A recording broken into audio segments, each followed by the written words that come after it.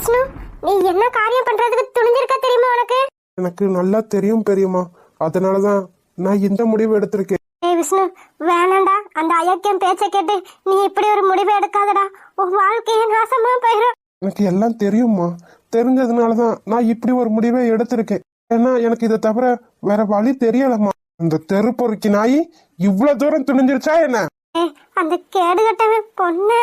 அம்மா, என்னால இப்போதைக்கு யார பத்தியும் யோசிக்க முடியாது. என்ன எல்லாமே துளசி இப்போதைக்கு நம்ம காப்பாத்தியே ஆகணும். அதுக்காக நான் என்ன வேணா பண்ணுவேன். விஷ்ணு, கொஞ்சம் பொறுமையா இருடா. இந்த விஷயத்த பத்தி நம்ம கொஞ்சம் பொறுமையா பாக்கலாம்டா. இல்ல பெரியப்பா, பொறுமையா இதை பத்தி பேசுறதுக்குலாம் இப்போதைக்கு நம்ம கிட்ட நேரமே இல்ல.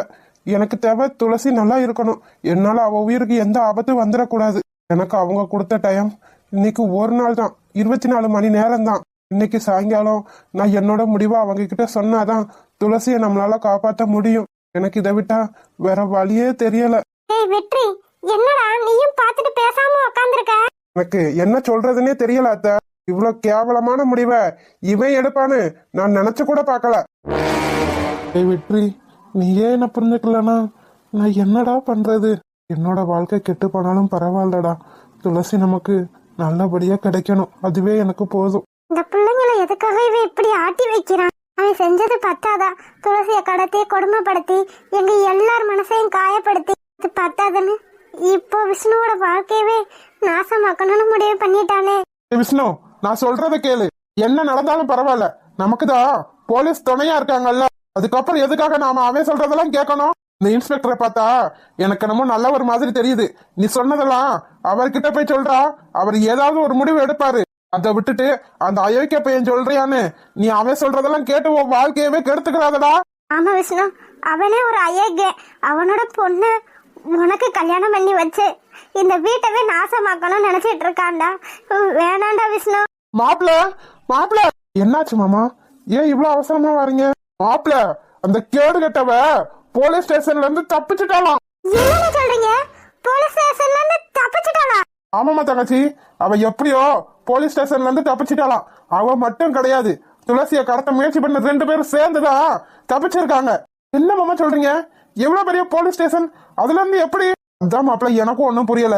வாங்க, நாம இப்பவே போலீஸ் ஸ்டேஷனுக்கு போயே ஆகணும். அது எப்படி அவ்வளவு பெரிய போலீஸ் ஸ்டேஷன்ல இருந்து 3 பேர் தப்பிச்சிருக்க முடியும்? போலீஸ் ஸ்டேஷன்ல யாருமே இல்லையா என்ன?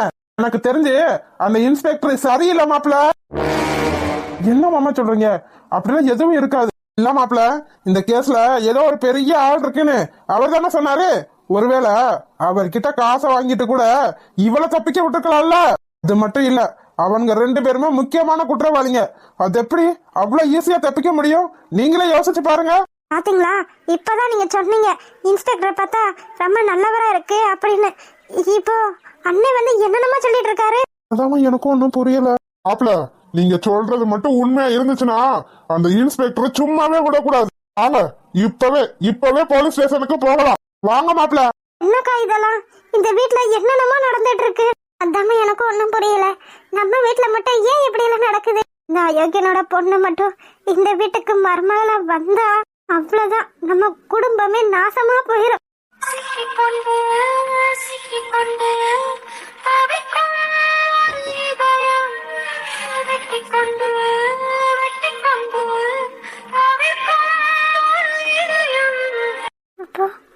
அப்போ விஷ்ணு மாமாக்கும் ஏதோ ஒரு பொண்ணுக்கும் தான் கல்யாணம் நடக்க போதா?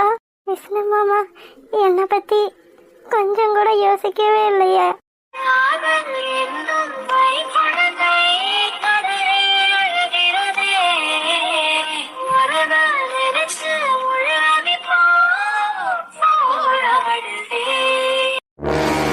அப்படியே போலீஸ் ஸ்டேஷன்ல இருந்து தப்பிச்சாச்சு. இப்ப நாம எங்க போறது? நம்ம வீட்டுக்கு போனாலும் ஆபத்து. திரும்ப போலீஸ் ஸ்டேஷன்லயே கொண்டு வந்து விட்டுருவாங்க. வேண்டாம், அங்க போக கூடாது. வேற யாரும் கொண்டு வந்து விடுறாங்களோ இல்லையோ, என் புருஷன் அவனே கொண்டு வந்து விட்டுட்டு போயிருவியா. என் மகளும் மருமகனும் இருக்க இடம் தெரிஞ்சா கூட அவங்கள தேடி நான் போயிருவேன். ஆனா அவங்க இருக்க இடமும் எனக்கு தெரியாதே. அவங்க எங்க இருப்பாங்க, எங்க போயிருப்பாங்க? சே, இத்தனை நாள் நான் போலீஸ் ஸ்டேஷன்ல இருந்தேல, என்னைக்காவது என் மகளுக்கோ இல்ல மருமகனுக்கோ என்ன வந்து பாக்கணும்னு தோணுச்சா? இப்ப பாரு, அனாதை மாதிரி எங்க போறதுன்னே தெரியாம முழிச்சிட்டு நின்னுட்டு இருக்கேன். இவனுங்களை பார்த்தா வேற ரவுடி பயலுக மாதிரி தெரியுது. இவனுங்க பின்னாடியே போனா சரியா இருக்குமா? ஏய் தடியா, இந்த பொம்பளை எதுக்குடா நம்ம பின்னாடியே வருது?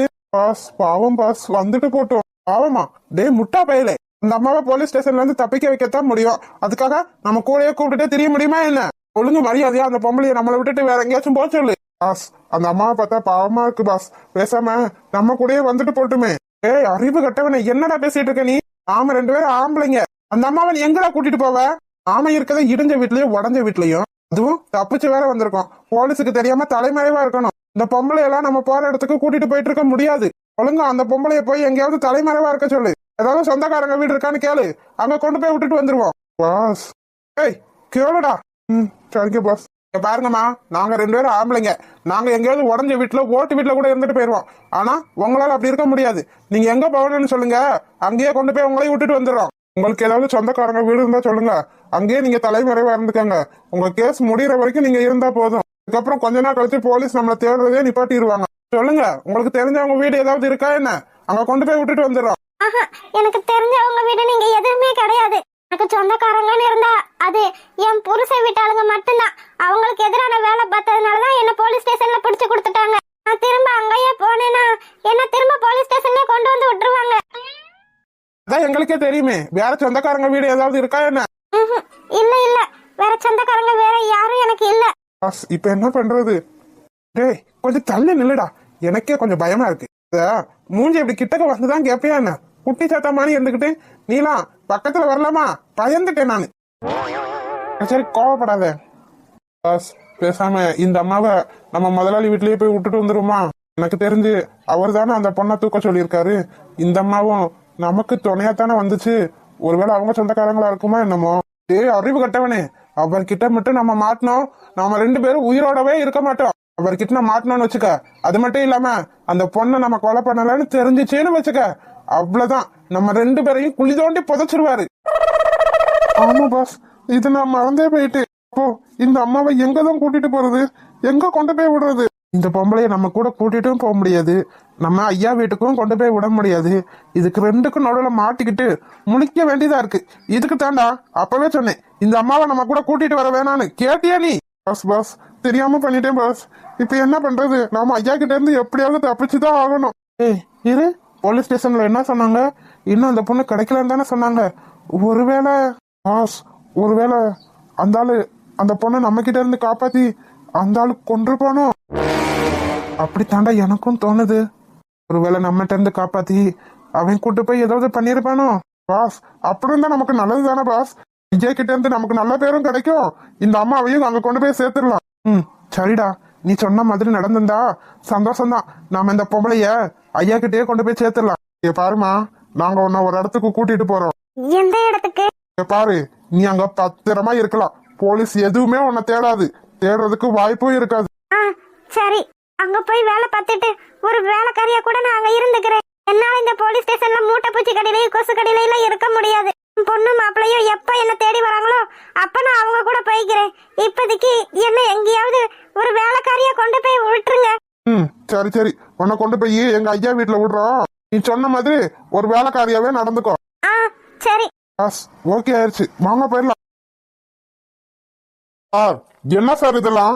என்ன நடக்குதுங்க? எப்படி சார் நீங்க இங்க இருந்து தப்பிக்க விட்டுருக்கலாம்? சார் கொஞ்சம் பொறுமையா இருங்க, நானே அதை பத்தி தான் விசாரிச்சுட்டு இருக்கேன். விசாரிச்சுட்டு இருக்கீங்களா? இதுக்கப்புறம் விசாரிச்சு நீங்க என்ன பண்ண போறீங்க? இவ்வளவு பெரிய போலீஸ் ஸ்டேஷன், இங்க ஒரு பொம்பளைய உங்களால பாதுகாப்பா வச்சிருக்க முடியல. உங்க பொண்ணு காணாம போனதுக்கு காரணமான 3 பேர் உங்க போலீஸ் ஸ்டேஷன்ல இருந்து தப்பிச்சிருக்காங்க. இதுக்கு நீங்க என்ன சார் பதில் சொல்ல போறீங்க? இங்க பாருங்க, நீங்க என்ன பண்ணுவீங்களோ ஏது பண்ணுவீங்களோ எனக்கு தெரியாது. அவ இப்பவே போலீஸ் ஸ்டேஷனுக்கு வந்திருக்கணும். சார் கொஞ்சம் பொறுமையா இருங்க சார். நீங்க ஏன் இப்படி பேசிட்டு இருக்கீங்க? இதுக்கு மேல பொறுமையா என்ன சார் பேச முடியும்? என்ன விஷ்ணு, நீங்களே இப்படி பேசிட்டு இருக்கீங்க? எல்லாம் தெரிஞ்ச நீங்களே இப்படி பேசினா நான் என்ன சொல்றது? சார் எனக்கு என்னமோ சந்தேகமா இருக்கு சார். அது எப்படி ஒரு கேஸுக்கு சம்பந்தமான 3 பேரும் ஒரே நேரத்துல தப்பிக்க முடியும்? ஐயோ விஷ்ணு, நீங்களும் ஏன் புரிஞ்சுக்காம பேசிட்டு இருக்கீங்க? இந்த கேஸ்ல சம்பந்தப்பட்டதே அந்த 3 பேர் தான். எங்க உண்மை யாருக்கும் தெரிஞ்சிருமா என்னமோ தான் 3 பேரும் தப்பிச்சு போயிருக்காங்க. அதான் எப்படி சார்? இவ்வளவு பெரிய போலீஸ் ஸ்டேஷன்ல 3 அக்யூஸ்டுக்கு பாதுகாப்பு இல்லையா என்ன? 3 பேரை தப்பிக்க விட்டுருக்கீங்க. 3 பேரையும் தப்பிக்க விட்டுட்டு எப்படி சார் இவ்வளவு கூலா நின்னுட்டு இருக்கீங்க? இங்க பாருங்க வெற்றி, நானும் உங்களை மாதிரி டென்ஷனா தான் நின்னுட்டு இருக்கேன். என்ன நடந்துச்சுன்னு தெரிஞ்சுக்காம பேசாதீங்க, புரியுதா? என்ன சார் தெரிஞ்சுக்காம பேசிட்டு இருக்கோம்? இங்க கேஸுக்கு காரணமான 3 குற்றவாளியை நீங்க தப்பிக்க விட்டுருக்கீங்க. அதுவும் முக்கிய குற்றமா அந்த பொம்பளைய நீங்க தப்பிக்க விட்டுருக்கீங்க. அவங்க 2 பேரும் தப்பிச்சிருந்தாலும் எங்களுக்கு எந்த பிரச்சனையும் இல்ல. ஏன்னா அவங்க 2 பேரும் நேத்தே உண்மையை சொல்லிட்டாங்க. ஆனா அந்த பொம்பளைய தப்பிக்க விட்டுருக்கீங்க பாத்தீங்களா? அங்கதான் சார் எங்களுக்கு டவுட்டே வருது. டவுட்னா என்ன டவுட் வெற்றி? நீங்க கேக்குறது எனக்கு ஒண்ணும் புரியல. எதுவா இருந்தாலும் நீங்க வெளிப்படையாவே கேட்கலாம், எனக்கு எந்த பிரச்சனையும் இல்ல. சார், எங்களுக்கு சந்தேகமா இருக்கு சார். ஒருவேளை நீங்க கையில காசை வாங்கிடுதா அவங்கள தப்பிக்க விட்டுருப்பீங்களோன்னு. நிறுத்துங்க. என்ன பேசிட்டு இருக்கீங்க நீங்க? இவங்க தான் பெரியவங்க, எதுவும் தெரியாம பேசிட்டு இருக்காங்க. ஆனா வெற்றி, விஷ்ணு, உங்களுக்கு எல்லாமே தெரியும் என்ன பத்தி. அப்படி தெரிஞ்சிருந்தோம் இவங்க பேசுறத கேட்டுட்டு நீங்க பேசாம நின்னுட்டு இருக்கீங்கன்னா உங்களுக்கும் என் மேல டவுட் தானே? இங்க பாருங்க, இந்த கேஸ் என் கையில வந்ததுல இருந்து நிம்மதியான தூக்கம் இல்ல, தெரியுமா உங்களுக்கு? இந்த பொண்ணை எப்படியாவது கண்டுபிடிச்சே ஆகணும்ன்ற குறிக்கோளோட நான் சுத்திட்டு இருக்கேன். ஆனா நீங்க என்னடா, அவங்க 3 பேர் எப்படி தப்பிச்சாங்கன்னு உங்களுக்கு தெரியுமா? கான்ஸ்டபிள் சார், அவங்க 3 பேரும் எப்படி தப்பிச்சு போனாங்கன்னு இவங்களுக்கு கொஞ்சம் எக்ஸ்பிளைன் பண்ணுங்க. சார், நீங்க எல்லாம் நினைக்கிற மாதிரி அவங்க கிட்ட நாங்க காசு வாங்கிக்கிட்டோம் இல்ல அவங்கள கைக்குள்ள வச்சுக்கிட்டோம், அவங்கள 3 பேரையும் நாங்க தப்பிக்க விடல. என்ன நடந்துச்சு தெரியுமா? இந்த போலீஸ் ஸ்டேஷனுக்கு நாங்க அவங்கள கூட்டிட்டு வரும்போது கையில மயக்க மருந்தோட வந்திருக்காங்க. எப்படியோ ஒரு ஆள் மட்டும் கூண்டை விட்டு வெளியே வந்திருக்காங்க. அவங்க நம்ம ஸ்டேஷனுக்கு பாதுகாப்பா இருந்த, அதுவும் நைட் டியூட்டில இருந்த 3 கான்ஸ்டபிள் மேலையும் மயக்க மருந்து வச்சுதான் இங்க இருந்து தப்பிச்சிருக்காங்க. மயக்க மருந்தா? ஆமா சார், அதுவும் ஸ்ப்ரே.